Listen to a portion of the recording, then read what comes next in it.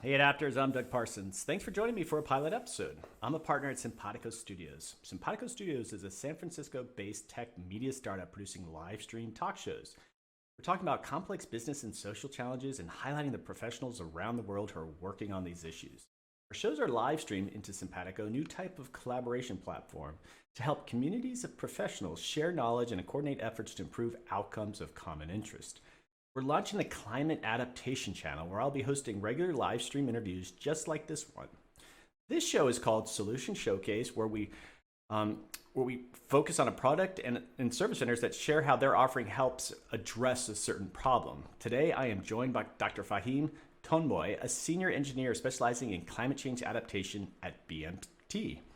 Fahim will help us understand the impacts of climate change on the infrastructure of coastal cities and how he works with local governments and infrastructure providers to plan risk-based adaptation solutions unique to their communities.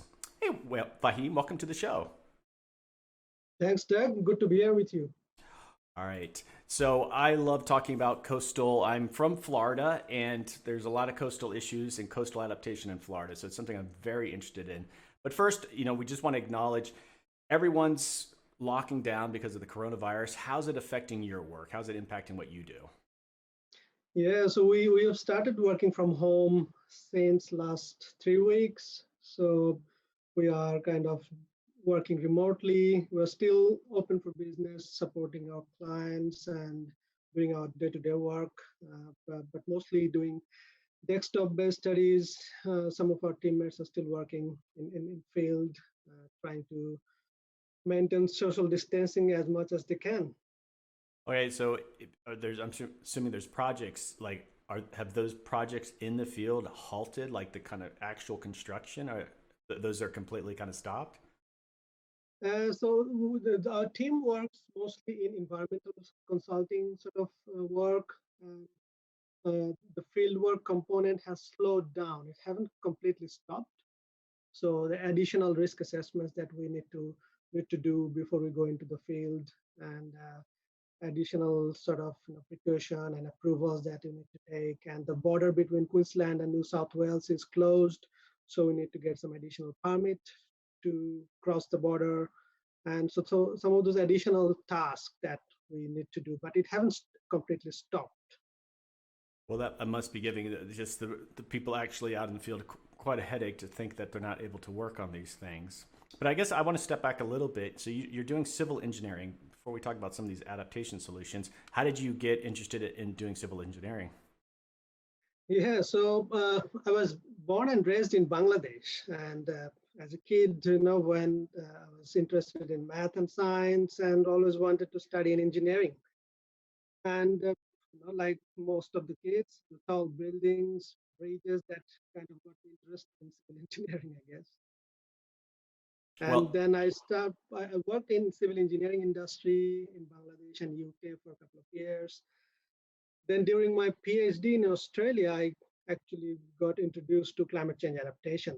And that's where from then onwards, I can kind of blended infrastructure and civil engineering with climate change adaptation. and so you stuck around. You went to get your PhD in Australia, and just you getting an academic job, right? You just stayed in Australia. Just was a better fit. Yeah, so I did my PhD from civil engineering school at University of Sydney.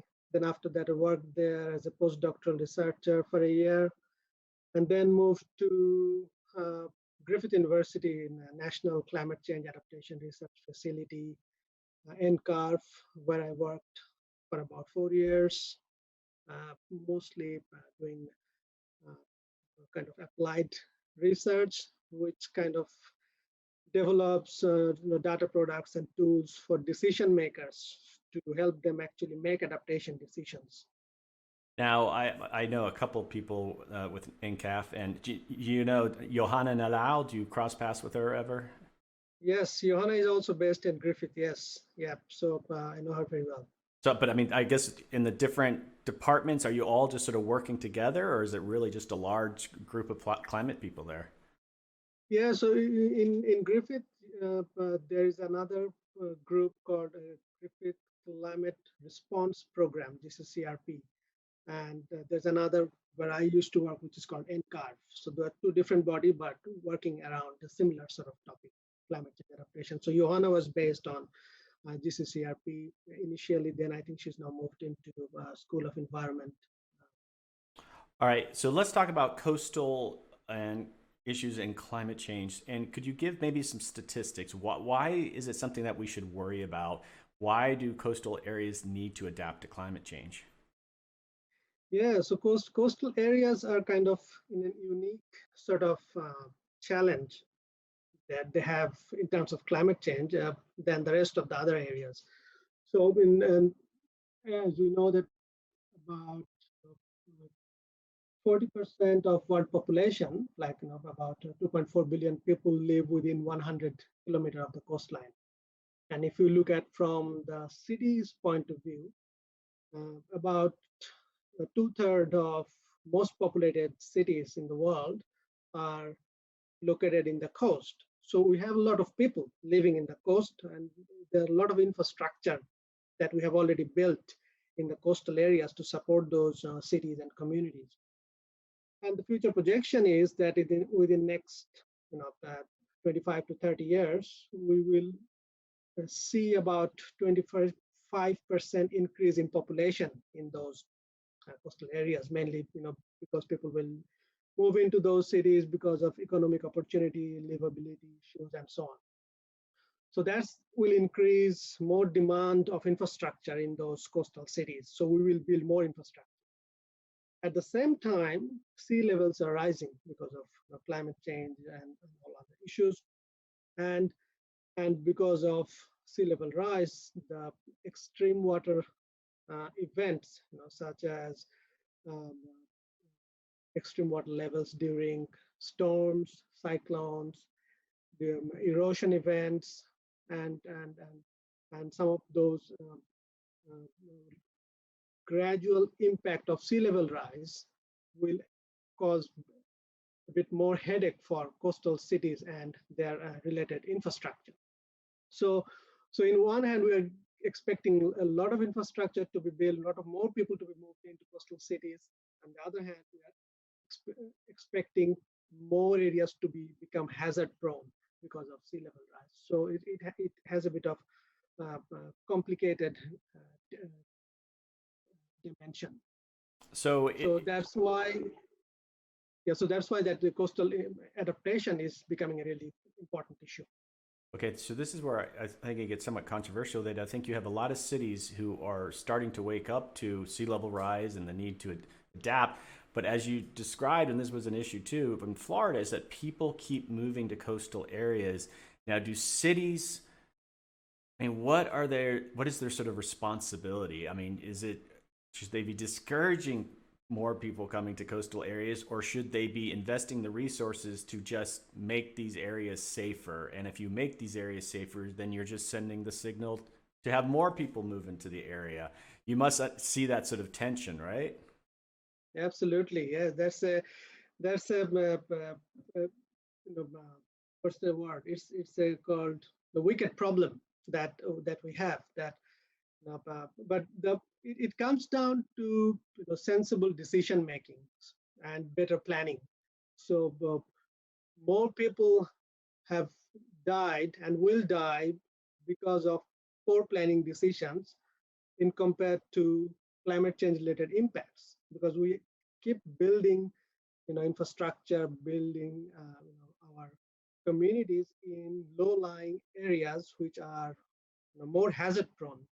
So if we start making those better decisions, get those risk-based policy making, science-based policy making started happening in cities, that might you know at least give us a bit of a way forward in start making uh, those new infrastructure not in hazard prone areas, rather than limiting their development and trying to develop areas which are less hazard prone. In coastal areas, you have also higher lands. You can build more infrastructure in those higher land, not just probably in the hazard prone low lying areas. All right. So When it comes to, I guess, even working with clients and they want to build a building, or I don't know if that's exactly what BMT does. And I had a conversation with a landscape architect, and she was going to work in Miami, and they sort of informed their client that look at the sea level rise projections, and you want to do this project that's going to be right in the path of like issues here. So they didn't take the job. They just said, you know what, we couldn't in good conscience, I guess, do that. And so I'm sure that's happening across the board. Is like either the city governments or private firms, and part of it is just what do you do with this sort of information? There's going to be 4 feet or a meter and a half of sea level rise, and how do you communicate those issues with clients? Yeah, that's the most tricky bit in that communicating that information to the client. So it's when we build those uh, models that basically give us an indication that which areas are likely to be affected due to sea level rise or due to higher water levels during 1% storm event or cyclone event. So we create kind of hazard maps that basically uh, help the decision makers to understand, okay, what are the assets we already have in those areas, or if we are thinking of building some new development in those hazard-prone areas, what are the implications are likely to be in future, and when are they are likely to become more problematic. It's probably fine today, but in next down the track in 20 years' time, that area will be getting inundated twice a fortnight. So the challenge the communication challenge becomes that understanding what their values and priorities are of the clients and the decision makers. What's their risk appetite? So it comes down to if you are working with a local government who manages a very high valued real estate, in the coastal areas, and then it become an issue for them if they suddenly tell their landowners in the coastal areas that your land will be impacted in next 20-30 years, which might devalue the property value of those areas. So it becomes challenging for them how to communicate that information. So it requires a lot of consultation with communities, a lot of consultation with different stakeholders that are involved in coastal management. So it's bringing people into the table, open the discussion, and kind of work towards a common understanding of the problem. All right, so what happens literally to, like, let's say sea level rise or storm events? You have concrete structures, you have steel structures embedded within the concrete. What literally happens? Because ocean water can actually be quite damaging, just even if it's not in the form of a storm. What literally happens to these structures? Yeah, so it let's take a back foot. So if if we just first think about the how we design infrastructures, regardless of coastal areas or non-coastal areas, we base our design on our understanding of past climate. So we always consider climate in our infrastructure design. For example, when we're designing a stormwater pipe, we try to understand how much rain can fall in that area so that we can design the size of the stormwater pipe so that the areas around that pipe do not get flooded. But the problem is climate is changing, and our assumption that what we used to know about our climate in the past will stay the same in the future is no longer valid. So we are still building infrastructure based on our understanding of the past, but in the future, it's not likely to be the case. So in future, you can expect more intense rainfall. So you can experience more volume of water coming into those stormwater systems. So those stormwater system needs to be able to handle them. So that's one challenge that, okay, how do we design those sort of things based on our understanding of future climate? And in terms of sea level rise, if you have salt water entered into your stormwater system or your sewerage network, and if they are not designed to withstand salt water, then their design life is likely to reduce. So we are seeing that with many clients in Australia that, for example, they have designed their sewerage network for 50 years, for example, and they do maintenance every 5 years or every 10 years time. Because of frequent uh, inundation of those stormwater systems and sewage pipe networks by the salt water because of the sea level rise, they are getting exposed to salt water more often. So their design life are getting reduced. So they are requiring more maintenance in a more frequently. So their cost is also increasing of maintaining those assets. Okay, so what about, so you're a civil engineer, and I know I'm not quite sure what schools are teaching these days, but part of, I guess, what I've heard, and I actually had a guest on from Bangladesh, and focusing on nature-based solutions, and how often does that come into the civil engineering discussion? You know, you have a built environment like a city, but sometimes you do have options for using wetlands to mitigate against storm damage. Is that a tack that you guys approach? And what was interesting learning about Bangladesh is just the massive amount of mangrove forest along the coast that serve as just this natural nature-based solution to some flooding. Are you using those sort of approaches in what you do, or is it just it's not an option anymore? Is it just too much of a built environment? It's in Australia. It's a suite of options that generally we use with clients. So it's some of the options are based on planning instruments that you put some sort of planning scheme that you want to build in certain areas, or if you build in certain areas, you will take some precautionary measurements. So those are the planning options. Then we also use some of the nature-based solutions, like you said, that how we can maintain, how can we build more stronger dune systems so that the naturally the beach can be sustained for more longer period of time. How can we stabilize those dunes through to planting more trees in those dunes? And some of the options can also be accepting risk, that we can accept that some of the areas will get inundated uh, twice a year, and if those are not critical areas, just some roads down the hall, then probably the risk appetite is high, and we can accept those kind of um, risk. But if it is like a critical infrastructure that we are trying to protect, then the risk appetite is different.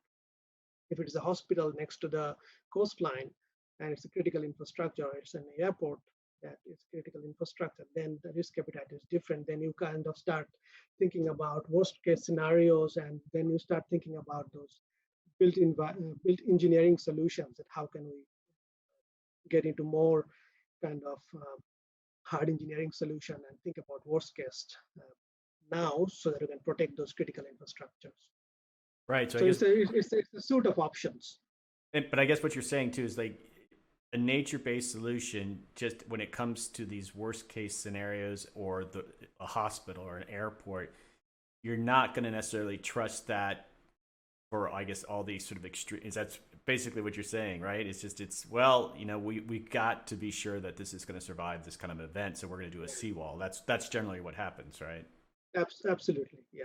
I mean, so are there any examples of nature-based solutions where it handled the load? And you're probably familiar with all sorts of things that are going around the world, like New Orleans. The levees were this man-made solution, and they famously breached during Hurricane Katrina. So is it just build a bigger levee to kind of deal with that? Is that how you're sort of you would approach it? It's like, well, they just did not plan properly. Yeah, so it depends on the the challenge you have in your hand. If in New Orleans, that's the different degree of challenge that they have. The whole city is kind of below sea level, uh, uh, uh, uh, sea level in the whole city. Whereas in the nature-based solutions works and will work probably for another next 15 to 20 years until the sea level rises to about 0.3 meter or zero point 0.4 meter. Then when it will go beyond that, then there's a limit to which you can actually apply nature-based solution to withstand those sort of sea level rise.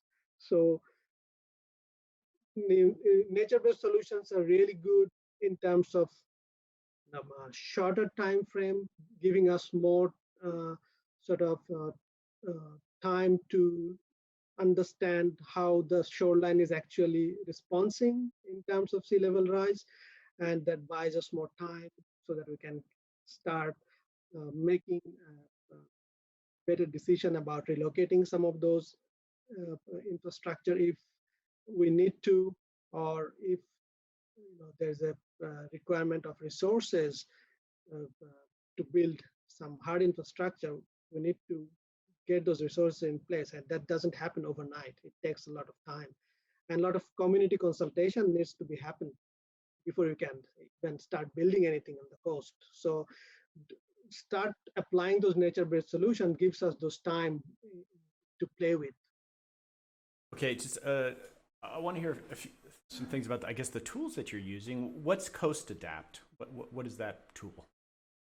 Yeah, so Coast Adapt, when I was working at NCARF at Griffith University, we were funded by Australian federal government to develop a decision support system uh, to, to help mainly local governments to understand uh, the risk of their assets and operation from climate change and sea level rise.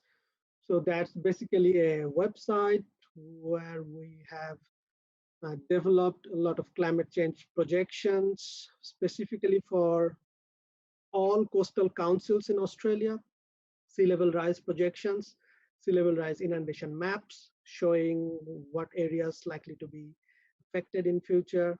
We also provided a number of risk management frameworks, templates, tool, basically telling people how you will use some of those data to understand your risk.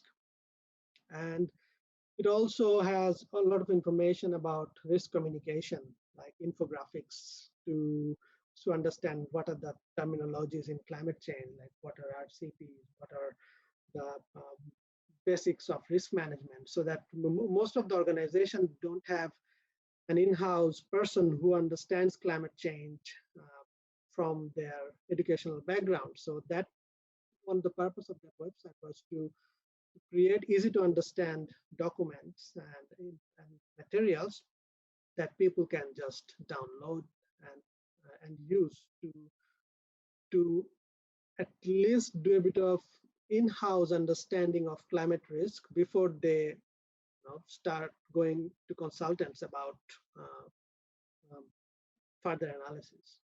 Well, working for a private firm now, BMT, it must be a challenge for you guys as you're working with different clients, be it a small city, be it a bigger city, and not having a uniform approach. That this smaller city is saying, well, we're only taking a meter of sea level rise into account, and we're going to take 2 meters, and this inconsistent pattern. And so I guess it sort of is, there's this need for federal standards around how you guys do your work. Is that something you encourage, or do you feel like, well, we want that flexibility on a city by city basis?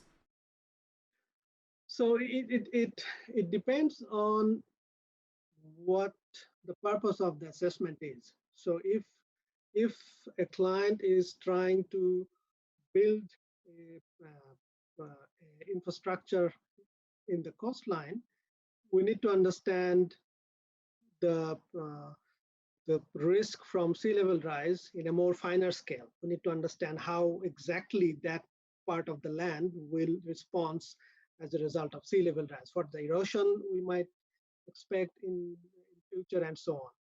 So that in those sort of cases, we build our own model to understand how the area will respond, what will be the erosion rate, what will be the inundation, and so on. But if the purpose is to make a planning decision at a broader scale, just to understand, okay, what sort of assets I have um, in the hazard prone areas, or what sort of is sea level rise likely to be an issue for us at all. So if you're trying to make those broader decisions, then probably having a common benchmark of sea level rise across the state is helpful.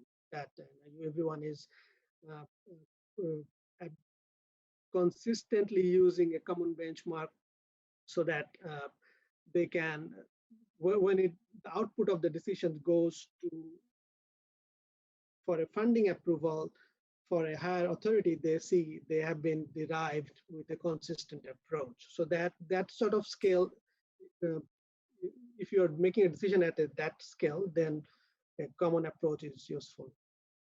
Okay, so what are some of the biggest challenges for you at BMT in the work that you're doing? Like you have these obstacles. Is it lack of scientific information that you can plug into? I mean, you employ your own scientists, but what really are the big obstacles for you to do proper coastal adaptation planning?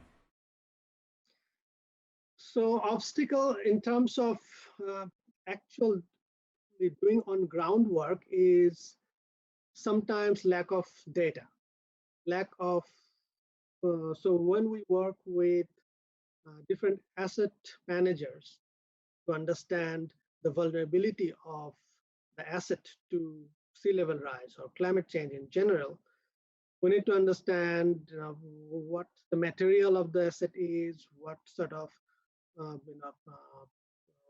capacity they have, what sort of design life they have, and so on. So you would have imagined that all those sort of information are very well maintained, and you can easily download them and you can plug into your analysis and so on. But in our experience says that most of the cases it's not the case. So all those informations are kind of scattered and not available in spatial format. And the biggest thing that organizations get out of doing these climate change risk assessment or adaptation planning with us is that allows uh, them to bring people from different department of the same organization in one table and start to identify those gaps that, oh, we don't know what's there in that part of our asset. We don't know what's happening in that part of the asset. Or we know that what's happening on that part of the asset, but that's not been communicated to the other department. So they don't know how this part is working. So one of the benefits that they have is to bring everyone in one common platform and start thinking about resilience and regardless of uh, how they will actually implement some of the adaptation actions on ground. Regardless of that, the thing that they get most out of it is having a common understanding of their current day risk or what's their resilience or look like in near term. Okay, so I think that's we've covered most of the ground that I think we wanted to with you. This has been fantastic, and I think there's probably a lot more conversations. Maybe we even get down to a project level that we could have a future conversation with you. I think Sarah had mentioned hopefully if there's recurring topics that you want us to cover at Simpatico, that's what we're trying to do here. And so yeah, this has been fantastic. I appreciate it, and I want to just keep you on for just a few more minutes. We're gonna transition into just chatting, but thanks for coming on and thanks for sharing all that information. Yeah, it's my pleasure. Thanks for having me. All right, just hold on right one sec.